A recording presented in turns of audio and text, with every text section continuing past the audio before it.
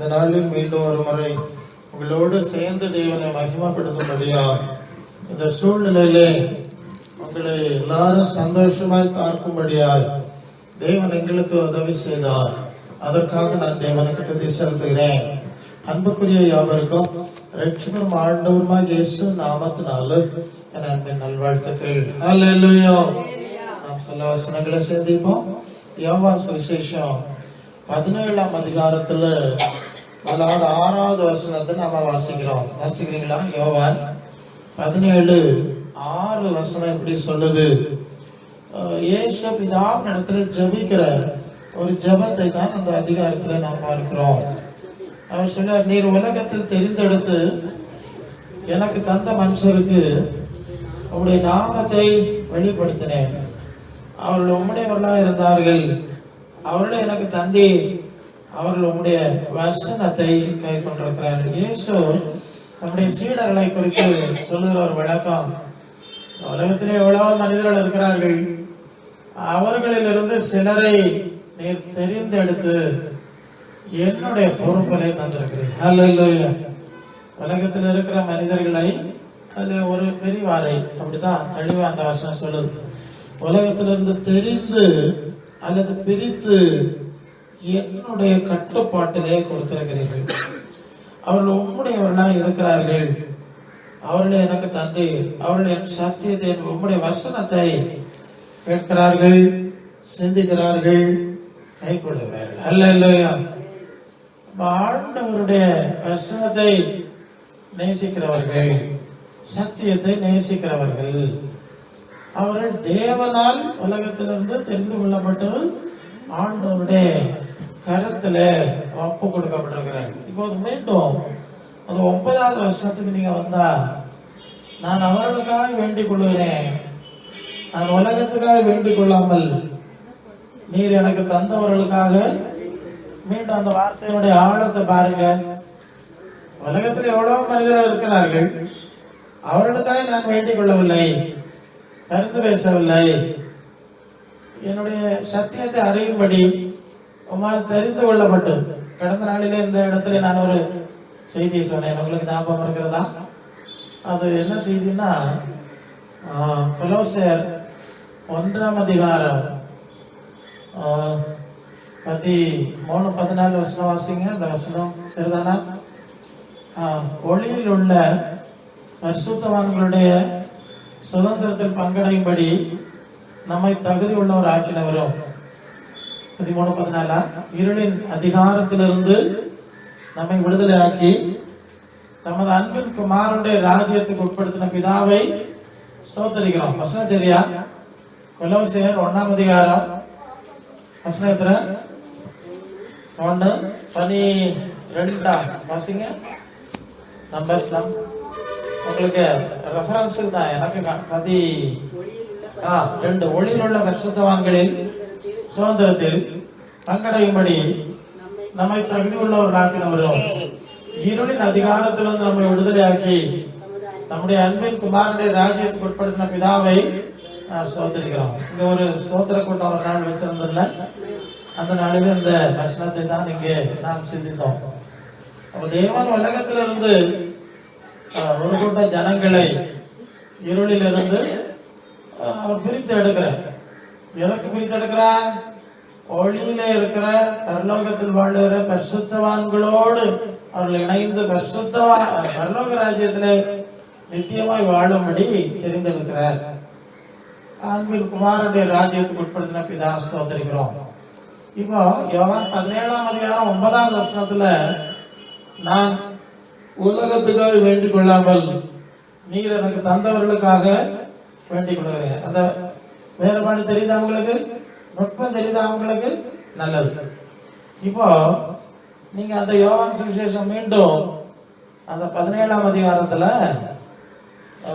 கொஞ்சம் பின்னால வந்தீங்கன்னா, நீர் அவர்களை 17 இந்த வசனத்தை பாருங்க. நீர் அவர்களை உலகத்திலிருந்து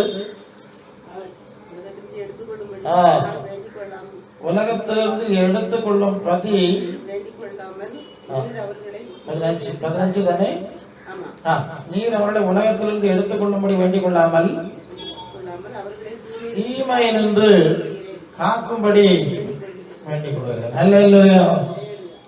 அப்போ இயேசுவினால் அழைக்கப்பட்டு அவருடைய சத்தியத்தை நேசிக்கிறவர்கள், அதில் நடக்க பிரயாசப்படுகிறவர்கள், அவரை கனம் பண்ணுகிறவர்களுக்கு கிடைக்கக்கூடிய ஒரு ஆசீர்வாதத்தை, ஒரு கனத்தை, ஒரு நன்மையை இந்த இடத்துல பார்க்கலாம் இல்லையா?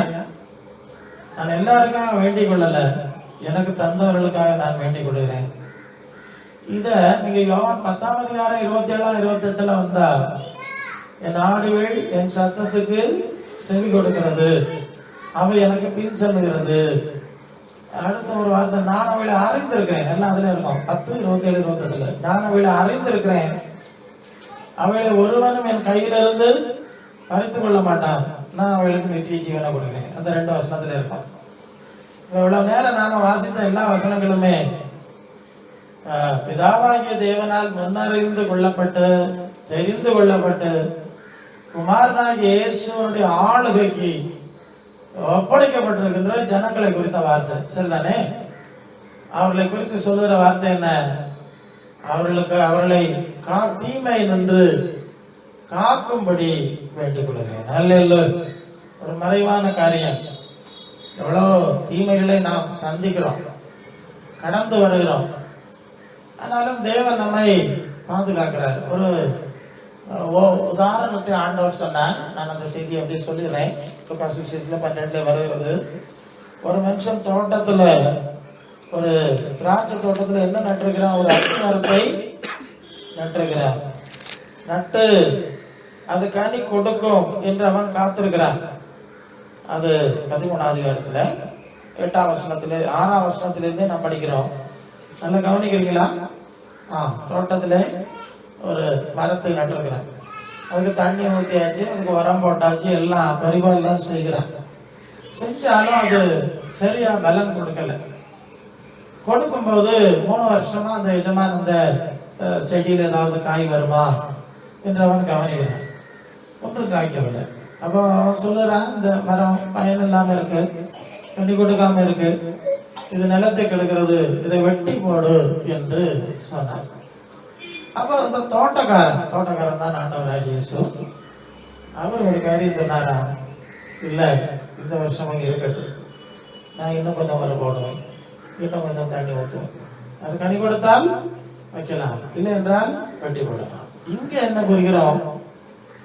நமக்கு ஒரு பாதுகாப்பு கொடுப்பதற்கு ஒரு தோட்டக்காரர் இருக்கிறார் இல்லையா? அங்கே பரிந்துரை செய்வதற்காக நமக்கு ஒரு இருக்கிறார். சரிதானே? அந்த அர்த்தத்தை புரிகிறோம். என் கையிலிருந்து பறித்துக் கொள்ள மாட்டான்னு சொன்னார். நான் அவர்களுக்காக வேண்டிக் கொள்கிறேன், உலகத்துக்காக வேண்டிக் கொள்கிறேன்னு சொன்னார். தீமையிலிருந்து காக்கும்படி நான் அவர்களுக்காக வேண்டிக் கொள்கிறேன்னு சொன்னார். இங்கே ஒரு தோட்டக்காரனாக அவர் நமக்காக தேவனிடத்துல மருந்து பேசுகிற இன்னொரு காட்சியை பார்க்கிறோம் இல்லையா? இப்போது 1 யோவான் 2ஆம் அதிகாரத்துல வருகிறோம். அங்க வரும்போது என்ன படிக்கிறோம்னா, இயேசு குறித்து நாம் என்ன வாசிக்கிறோம்? 1 யோவான் 2ஆம் அதிகாரம். என் பிள்ளைகளே, நீங்கள் பாவம் செய்யாதபடி வேலை உங்களுக்கு எழுதுகிறேன். ஒரு பாவம் செய்தால் நீதிபதியாக இருக்கிற இயேசு கிறிஸ்து நமக்காக பிதாவிடத்திலே மருந்து பேசுகிறார். காரணம், அவர் நம்முடைய பாவங்களை நிவர்த்தி செய்கிற கிருபை ஆதார பலியா இருக்கிறபடினால, நம்முடைய பாவங்களை மாத்திரம் அல்ல, சர்வலோகத்தின் பாவங்களை நிவர்த்தி செய்கிற கிருபாதார பலியா இருக்கிறதுனால அவர் நமக்காய் மருந்து பேசுகிறார். எல்லா வசனமும் சரியா இருக்குல்ல? ஒரே கருத்து. ஆண்டவர் நமக்கு என்ன செய்யறாராம்? பிதாவிடத்திலே தேவனிடத்திலே மருந்து பேசுகிறவராய் அவருடைய வலது வாசலிலே வீட்டிருக்கிறார். அல்லேலூயா. தேவன் ஒருவரே, தேவனுக்கு மனுஷனுக்கும் நடுவாக மத்தியஸ்தரும் ஒருவரே, கிறிஸ்து அவரே என்று சொல்லி நாம் தீமோத்தேயு 60 வாசிக்கிறோம். அப்ப கிறிஸ்து நமக்கா என்ன செய்யறார்? பிதாவிடத்திலே மருந்து பேசுகிறார். அந்த வசனங்கள் புரியுது இல்லையா? ஆண்டவரை நேசிக்கிறதுனால, அவருடைய சத்தியத்தை நேசிக்கிறதுனால, அவரை கனம் பண்ணுறதுனால, அவருக்கு சீசர்களாக பின்பற்றுகிறதுனால கிடைக்கக்கூடிய ஒரு சிறந்த மேன்மையை தான் நாம் இங்கே சிந்தித்துக் கொண்டிருக்கிறோம். தேவனுடைய பிள்ளைகளுக்கு தேவன் கொடுக்கிற பாதுகாப்பின் ஒரு அடிப்படையை இங்கே நாம் சிந்திக்கிறோம். இப்போது நாம் ஆதி ஆகமத்துல 6ஆம் அதிகாரத்துல 9ஆம் வசனமா நோவாவை குறித்து வாசிக்கிறோம் இல்லையா? நோவா அன்று இருந்த மனிதர்களுக்குள்ள அவன் எப்படிப்பட்டவனா இருந்தானோ, அது 6ஆம் அதிகாரம் 9. நோவா தான் வாழ்ந்த காலத்தில் இருந்தவர்களுக்குள்ளே நீதிவான், உத்தமனும் சன்மார்க்கனும் இருந்தான். நோவா தேவனோடு சஞ்சரித்து கொண்டிருந்தான். சரிதானே? யாரு சஞ்சரிச்சது? நோவா என்கிற ஒரு மனுஷன் தான் சஞ்சரிச்சான். சரிதானே? இப்ப என்ன நடந்ததுன்னா, பிறகு அந்த ஜலப்பிரளயம் வந்தது, ஒரு பேரழிவு வந்தது என்பது நமக்கு தெரியும். அந்த பேரழிவுல என்ன நடந்தது? நீங்கள் 2 பேதுரு 2ஆம் அதிகாரத்துல 5ஆம் வசனத்துல பூர்வ உலகத்தை தப்ப விடாமல் நீதியை பிரசங்கித்தவனாகிய நோவா முதலான 8 பேரை காப்பாற்றி அவபக்தி உள்ளவர்களால் நிறைந்த உலகத்தின் மேல் ஜலப்பிரளயத்தை வரப்படினார். இப்ப என்ன புரிஞ்சீங்க? நோவா ஒருத்தன் தானே தேவனோட சஞ்சரிச்சான். அப்படித்தானே 6:9 படிச்சோம். நோவா மட்டும்தான் சஞ்சரிச்சான். இப்ப அந்த ஜலப்பிரளயத்துல பாதுகாக்கப்பட்டது எத்தனை பேரு? 8 பேர் இல்லையா? சஞ்சரிச்சது ஒரு மனுஷனுங்க, நோவா மட்டும்.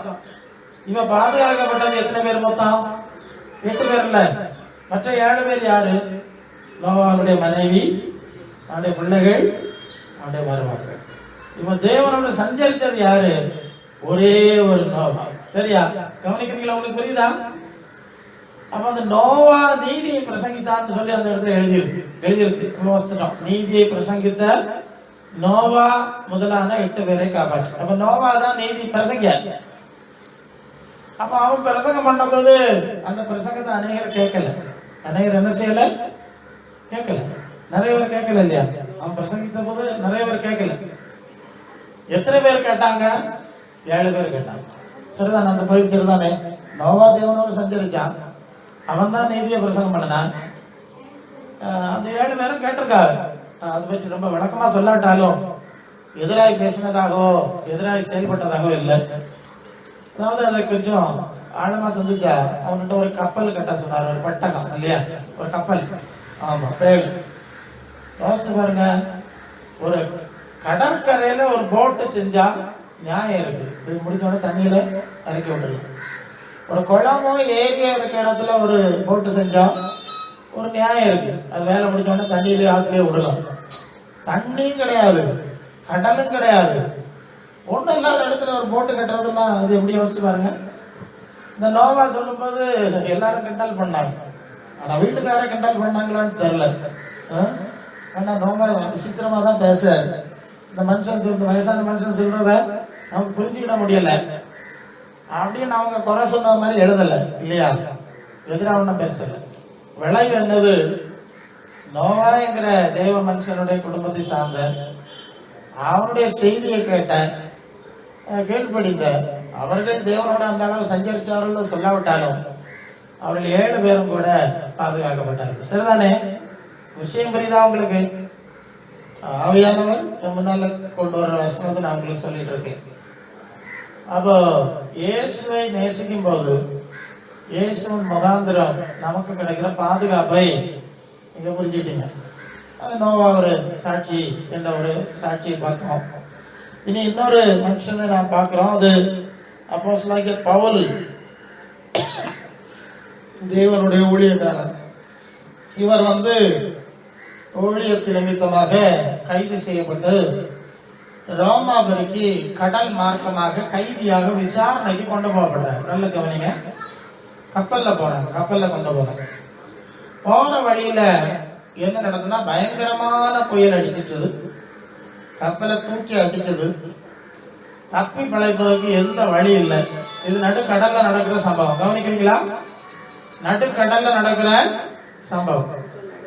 அப்ப தூக்கி அடிச்சது, பிழைக்க முடியாது. எல்லாரும் சாவறதுக்கு ரெடியா இருக்காங்க. எப்படி ரெடியா இருக்கிறாங்க? நடுக்கடல். இன்னைக்கு மாதிரி உள்ள சிக்னல் சிஸ்டம் எல்லாம் கிடையாது. அன்னைக்கு அவ்வளவு கப்பலும் உடஞ்சாச்சு, எல்லாரும் மூழ்கி சாவதற்கு தயாரா இருக்கு. அப்போது பவுல் எழுப்பி நின்று அவன் சொல்லுகிறார், அப்போஸ்தலர் 27:22 படிச்ச ஆகிலும் திடம் மனதா இருக்கு.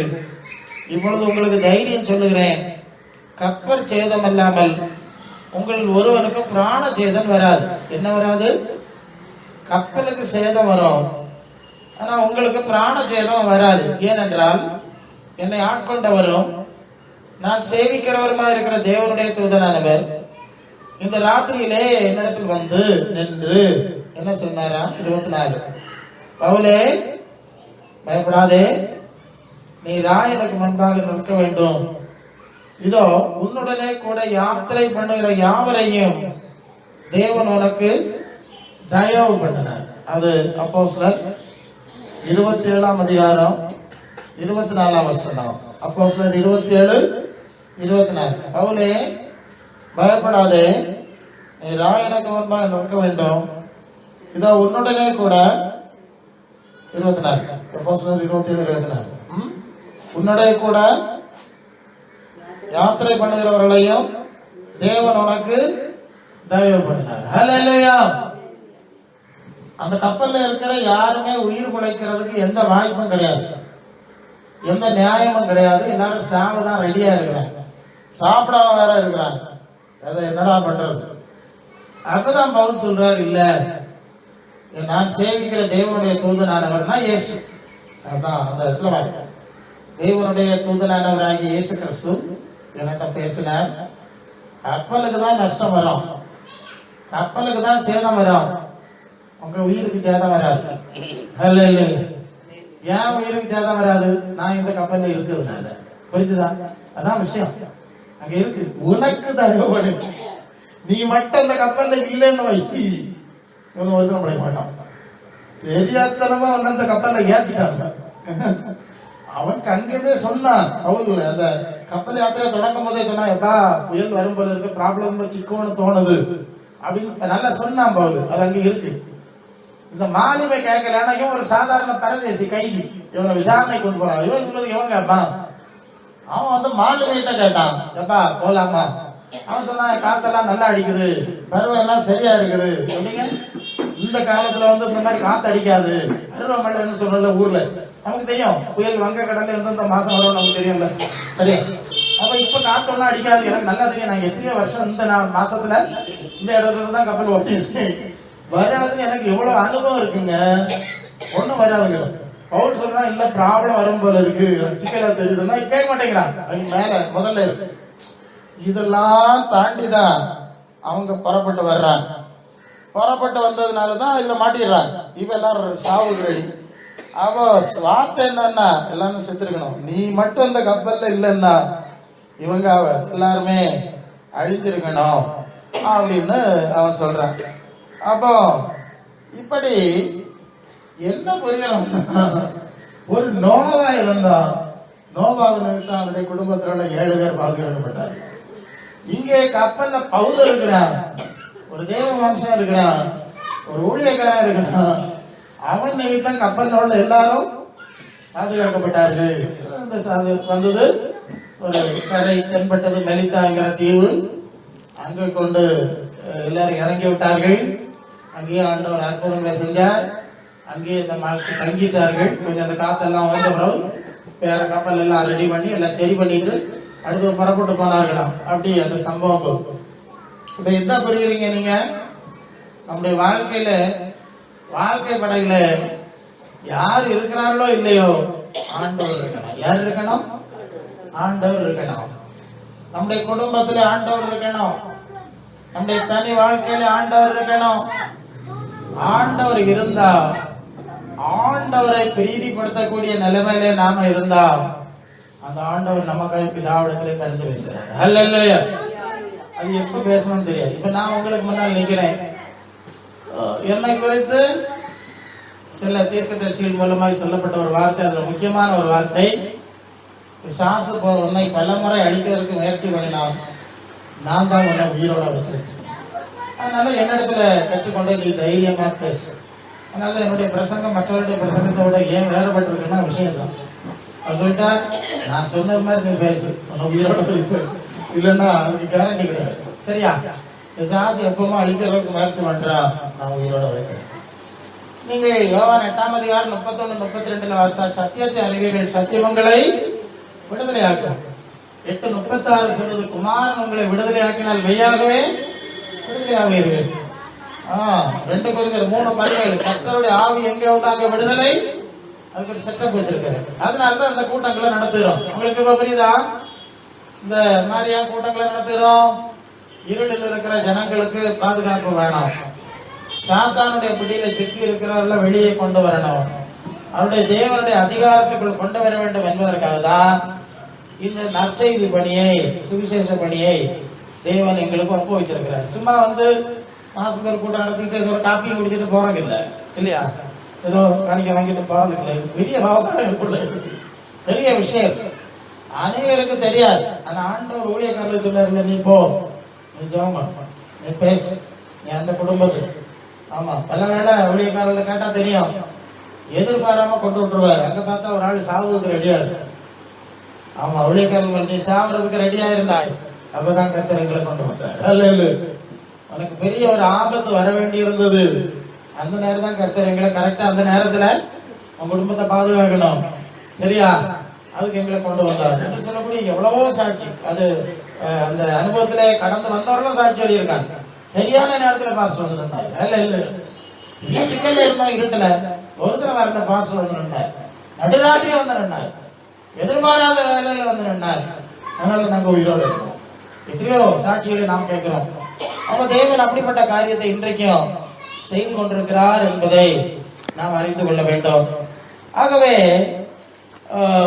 நாம் ஆண்டவரை நேசிக்கிறதுல, தேவ சித்தம் செய்யறதுல ரொம்ப தெளிவா இருக்கும். அதான் அடிக்கடி நான் சொல்லுவேன், உலகத்தில் உள்ள எந்த பாதுகாப்பு, எந்த காரியத்தை பார்க்கலாம், தேவன் நமக்கு கொடுக்கிற பாதுகாப்பு மகா சிறப்பானது.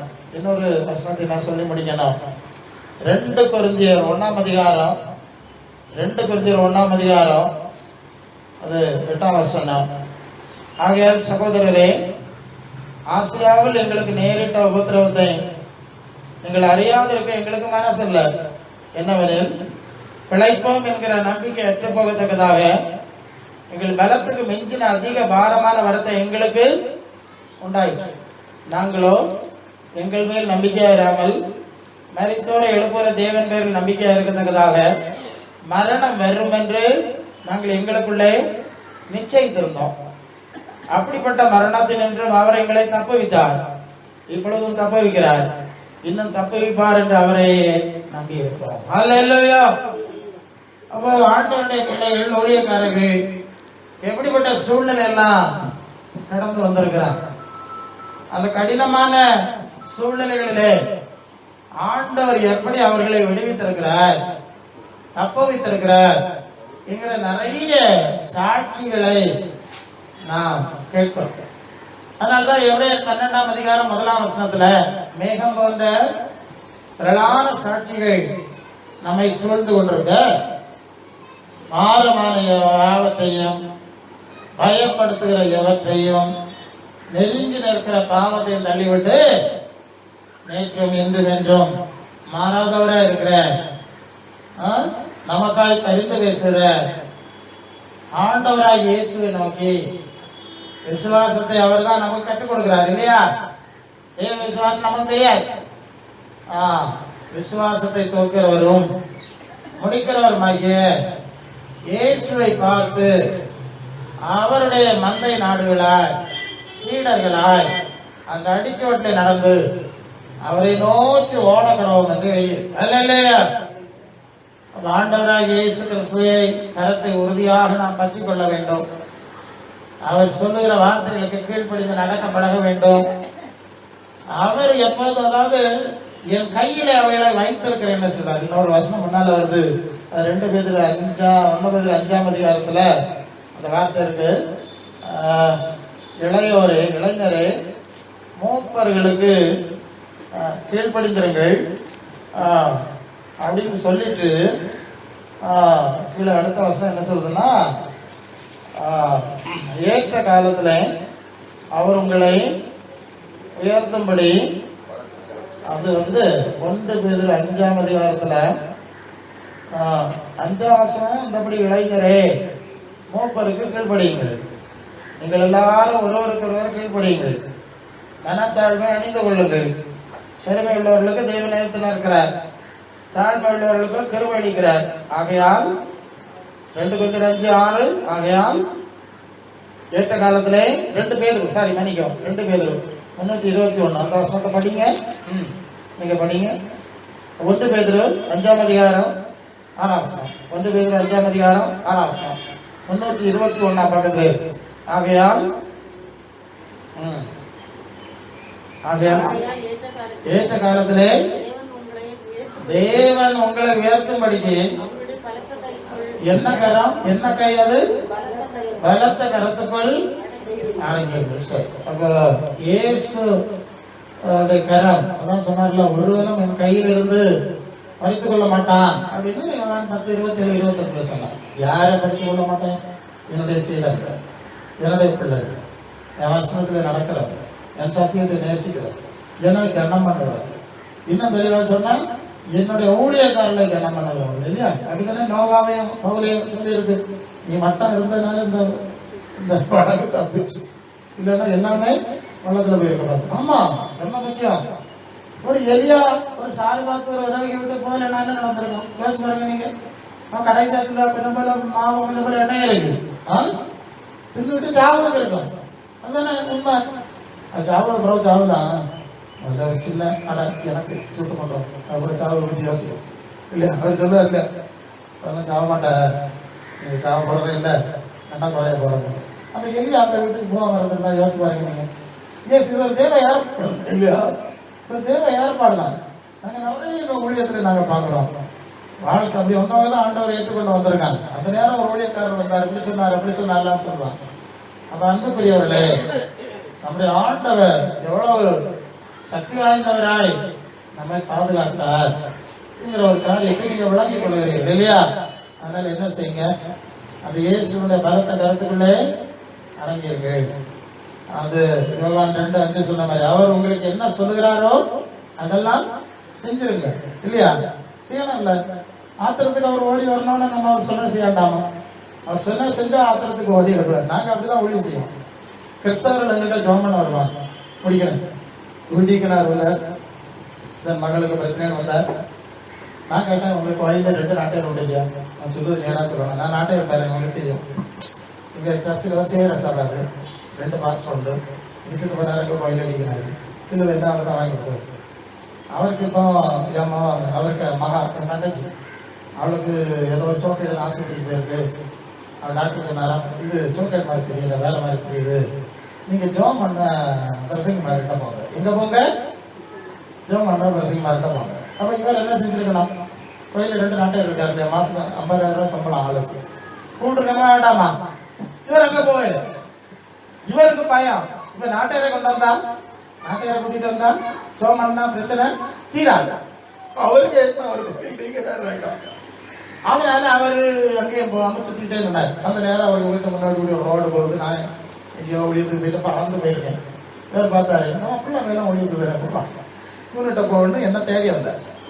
அப்போ தான் நான் கேட்டேன், ஏன் 2 நாட்டையர் மாதிரி உண்டு, நீங்க கூப்பிடுங்க. ஜெபிக்கிட்ட வேண்டாம்னு சொல்லலையே, ஒரு நாள் தப்புன்னு நான் சொல்லலை. இது அதை அவங்க ஜோம் பண்ணா அது சரி வராது. ஏன் சரி வராது? அவருக்கு நம்பிக்கை இல்லை, அவங்களுக்கு கிருபை இல்லை. அப்ப கிருபை இல்லாத பாஸ்டர் மாதிரி 50,000 ரூபாய் சம்பளம் கொடுக்கணுமா? என்னது உங்களுக்கு அப்படிதான் வருது. கிருபை இல்லாத நாட்டையர் மாதிரி 50,000 ரூபாய் சம்பளம். கிருபை உள்ளவங்களுக்கு 1 லட்சம் கொடுக்கணுமே. என்னது சொல்லுது? இவர் வந்தாதுன்னா வியப்போம், இவர் வந்தாதுன்னா கட்டாரம், இவர் வந்தாதுன்னா சத்தம் உயிரோட எழுப்புவாங்க. அப்போ கூடுதல் கொடுக்க நியாயம் தானே சொல்லுது. அவர் அப்படி இல்லை. நான் சொன்னேன் அப்படி இல்லை பாருங்க, உயிரைக்கோ படிச்சுட்டு வந்ததெல்லாம் வந்து உங்கள்கிட்ட பேசிட்டு இருக்காரு. நாங்க இந்த வேதத்துல ஆண்டவர் சொல்லியிருக்க சத்தியத்தை அறிவு சத்தியம் உங்களை விடுதலையாக்கணும்னு சொன்னதுனால இதே 15 வயசுல படிச்சு படிச்சு கரைச்சி குடிச்சுன்னா உங்களுக்கு நான் நிற்க இல்லையா? அதனால நாங்க போய் ஆண்டவரே, நாங்க நீர் சொன்னதெல்லாம் கேட்டாங்க இல்லையா? இல்லையா? சொன்னதெல்லாம் கேட்டாங்க இல்லையா? இதெல்லாம் செஞ்சாங்க இல்லையா? ஊழியதான் தந்துருக்கு. இப்ப எதை செய்யப்படாதான்னு கேட்டா என்ன செஞ்சிருவாரு? தந்துருவாரு. ஏன் தானே? ஆமா, அந்த பிள்ளை நல்ல கேள்வி சொன்னா கீழ்படியில் உள்ள பிள்ளை கேட்டா கொடுக்கணும், சரியா? அதனால செய்வாருன்னு சொல்லி போய் ஜோம் பண்ணினேன். அவளுக்குள்ள அந்த எல்லாம் போச்சது, எல்லாம் சரியாச்சுது. ஒரு நாள் நல்லா சாப்பிட்டாச்சு, இன்னும் நல்லா ஆரோக்கியமா இருக்கேன். அல்ல இல்லை, எதுக்கு சொல்லினேன்? ஆண்டவரை நேசிக்கும் போது, ஆண்டவருடைய சத்தியத்திலே நடக்கிற ஆண்டவருடைய ஊழியக்காரர்களை நேசிக்கும் போது, ஆண்டவருடைய சத்தியத்தை நேசிக்கும் போது, ஆண்டவருடைய ஆவிக்கு அடங்கி நடக்கும் போது எவ்வளவு பெரிய அற்புதம் நடக்கும் பார்த்தீங்களா? கர்த்தராகிய இயேசு கிறிஸ்துவை விசுவாசி அப்பொழுது நீயும் எப்படி நீ ஒரு வீட்டார் சொல்லி இருக்கீங்க. ஒரு ஆளு அதான் சொன்னேன், ஒரு நோவா, ஒரு பவுல் இல்லையா? அப்போ நம்முடைய விசுவாசம், நம்முடைய பக்தி நிமித்தம் நமக்கு மட்டும் இல்ல, நம்முடைய குடும்பங்களுக்கு ஆண்டவர் நன்மை செய்யறாருங்கிறத உங்களுக்கு புரியுது இல்லையா? ஆகவே நீங்கள் தைரியமாக கிருபாசனத்தை சேர வேண்டும், ஆண்டவரை பற்றி கொள்ள வேண்டும். அடிக்கடி நீங்க கூடி வந்து ஜெபிக்கணும், தெய்வ அவசரங்களை கேட்கணும், அதுக்கு கீழ்படிஞ்சு நடக்க பிரயாசப்பட்டீங்கன்னு சொன்னா அந்த வசனத்தோட முடிக்கிறது. அது 10:10. திருடன் 10:10. திருடன் திருடவும் கொல்லவும் அழிக்கவும் வருகிறான் அன்றி வேறொன்றுக்கும் வரான். 10:10. திருடன் திருடவும் கொல்லவும் அழிக்கவும் வருகிறான் என்று வேறொன்றுக்கும் வரான். வசனத்தை சரியா பாருங்க. 10:10. அதை முடிச்சிடும் இதோட முடிக்கும். Okay okay. 10:10 நீங்க வாசிச்சா நல்லா இருக்காங்க. யோவான் சுவிசேஷம் 10ஆம் அதிகாரம் 10ஆம் வசனம். திருடன்னா பிசாசு, கொல்லவும் அழிக்கவும். 134. திருடன் திருடவும் கொல்லவும் அழிக்கவும் வருகிறான், ஆனால் வேறதுக்கு வரான். நானோ நானோ நானோ நான் மட்டும் நான் மட்டும் அந்த வார்த்தை பிடிச்சு நானோ ஜீவன் உண்டாயிருக்கவும் அது பரிபூர்ணப்படும். அல்லேலூயா. கவனிக்கிறீங்களா?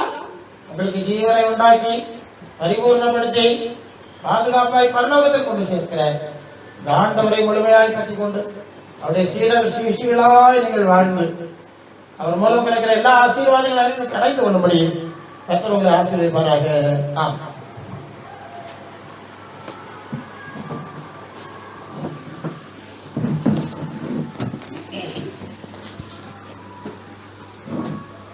ஒரு செய்தி கேட்போம்.